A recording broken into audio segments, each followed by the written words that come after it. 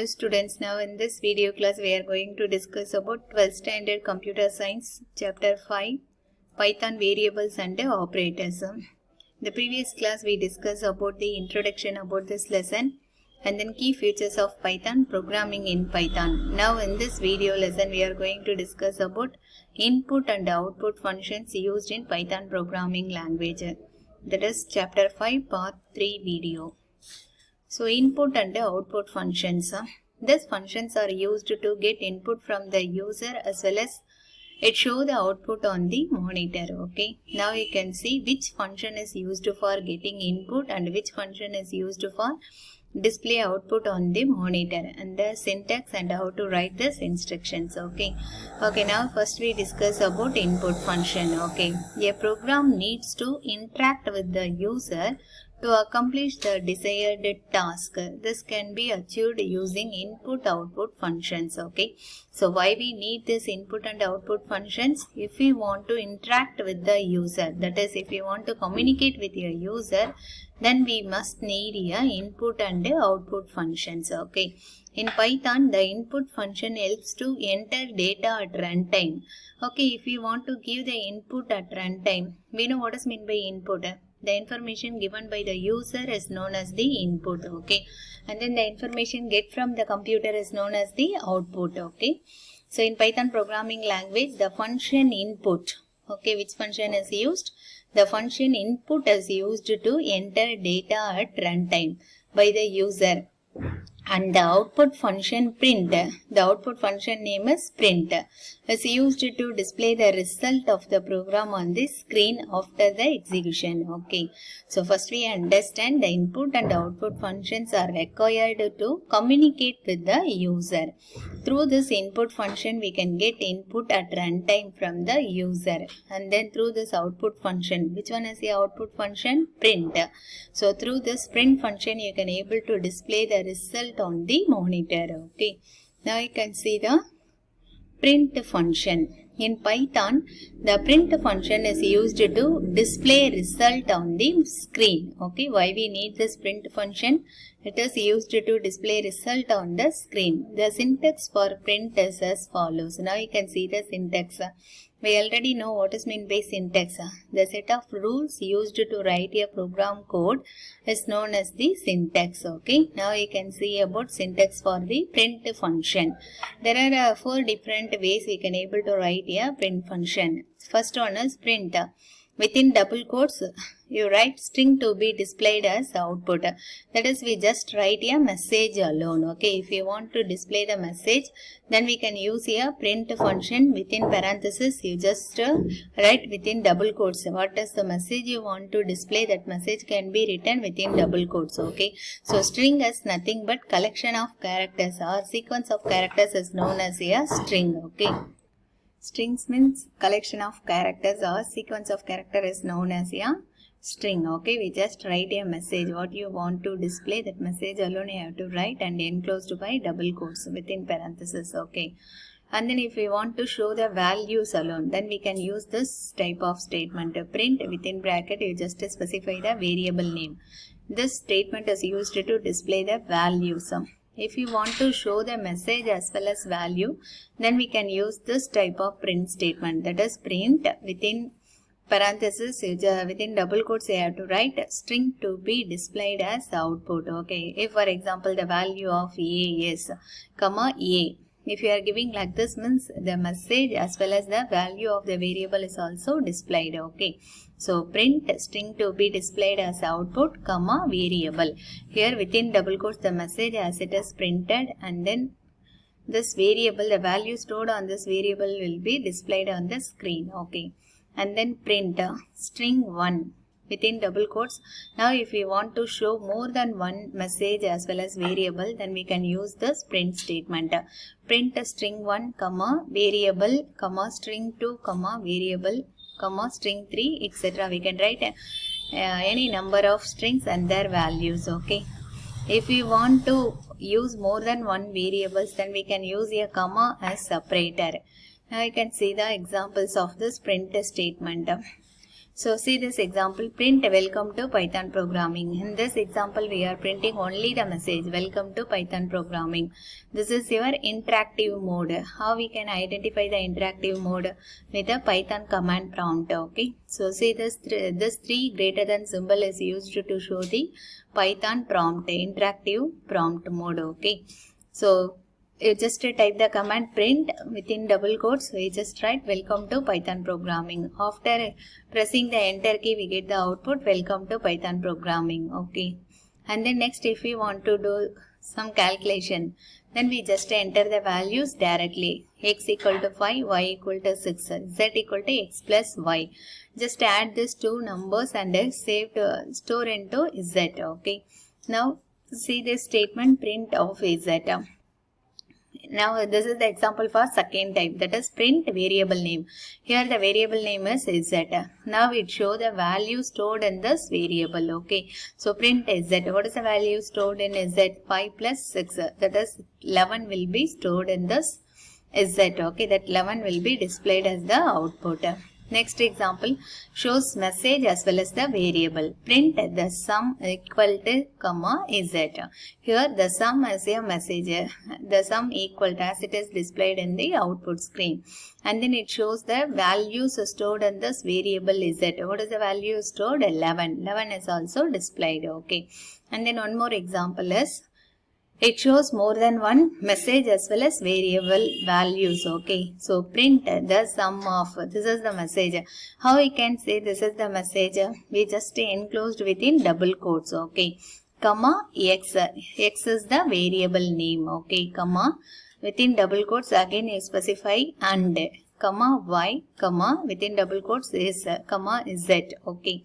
So here the messages are enclosed within double quotes and then variable names also given.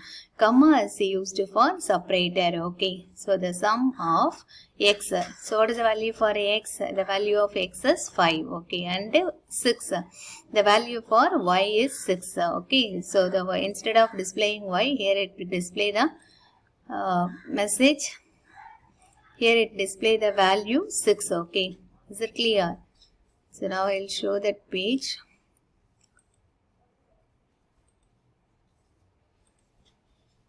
So here instead of y, it display the value stored in this y. 6 is 11. Okay. Is it clear? This is the example for each and every syntax for print statement. Okay, we discussed 4 syntax now. That is print string to be displayed, and then print variable, and then print string to be displayed comma variable, and then print string to be displayed comma variable 1 comma string to be displayed comma variable 2, etc. Okay, we see example for each and every syntax. Okay. Okay, now we move for the next statement, that is the print evaluates the expression before printing it on the monitor. It first evaluate the expressions. Okay. If for example we are giving within print statement a plus b, if we are giving means it just evaluate the expression first and then it shows the output on the monitor. Okay. Comma is used as a separator. I already know, no? Comma in print statement, comma is used for separator. To print more than one item. Why we need a separator? If you want to print more than one item, then we can use comma as a separator. Okay. So now we are going to discuss about the input function. In Python, why we need a input function? Input function is used to accept data from the user, or it is used to get value from the user. Okay. So in Python, input function is used to accept data as input at runtime. When you have to get the output input, we are getting the input at the runtime. Okay, running of your program. The syntax for input function is variable name is equal to input. Within parenthesis, you have to specify the prompt string. Okay. This prompt string is optional one. If you want to give, that message will be displayed on the output screen. Otherwise, it just display the cursor alone. Okay. So prompt string is optional one. Now you can see here where prompt string is the syntax is a statement or message to the user to know what input can be given. Okay, so why we need a prompt string? It just to show the user what is the input the user want to given. Okay, so now you can see this syntax and examples. Okay, the input takes whatever is typed from the keyboard and store the entered data in the given variable. Okay, so what is the function done by this input function? It takes the input from the keyboard. Okay, if you are passing any input through keyboard, it takes that input and store to the variables. If prompt string is not given in input, no message is displayed. Okay, so if you are not giving any prompt string, then no message can be displayed on the screen. Thus, the user will not know what is to be typed as input. Okay. So see this example. In this example, I will show input function with the prompt string and input function without a prompt string. You can able to find the difference between input function with the prompt string and input function without a prompt string. Okay. See this example. Input with the prompt string. So city is equal to input of enter your city. Okay. And then print I am from comma city. First the input statement can be executed. Okay. So in this prompt string, what is the message is given? Enter your city. Now we can enter the city name Madurai. This Madurai will be stored in this variable city. Okay. And then print statement I am from comma city. What is the value stored in city? Madurai will be displayed. Okay, I am from Madurai. Now see this second example. City equal to input. Here prompt string is missing. Okay, we just specify the input function alone. And then it get the input Rajarajan. Okay, print I am from comma city. Okay, here I am from is the message. Comma city is a variable name. Okay. So now you can see the output. I am from Rajarajan. That is it, just to show the output. I am from Rajarajan. The one statement is missing now, that is prompt string. If you are giving prompt string, the user know what they want to give as a input. Otherwise, it just to show the cursor on the monitor, you must specify the values. Okay, so you have to give the value and then it also shows on the output screen. Okay, I am from Rajarajan. So now you can see one more example for input function. X equal to int input enter number 1. So in this example we can see we add one more thing extra to this example. Yes, what is the things we add? Here we can add the data type int.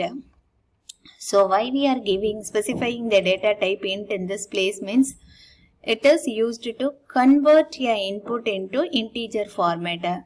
In Python, by default, the input function reads value. It considered as a string data type. Okay. So by using input function, if you are going to get the value from the user, that values are considered as a string data. If you want to do mathematical calculation, that is numerical calculation, then you must convert this string data into the integer data type.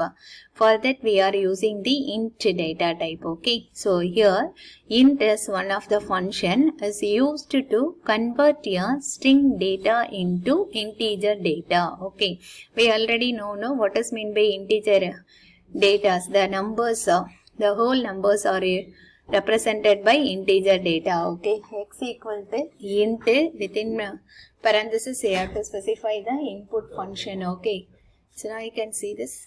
Within parenthesis you have to specify the message enter number 1. This statement is going to get the value for number 1. And then second statement y equal to int input enter number 2. Okay, here int is the function as well as input is also the function. Okay, so the same function is used to convert the string data into integer type. Okay, and then after getting the values of x and y, we are going to add these two numbers. So print and then display the result on the monitor. For that we are using the statement print. Print the sum equal to x plus y. So we see the output enter a number 1. First get the value from user. First number is 34 and then enter number 2. The user enter the second number 56. So the sum is equal to 90. We add these two numbers and get the total 90. Okay. Is it clear?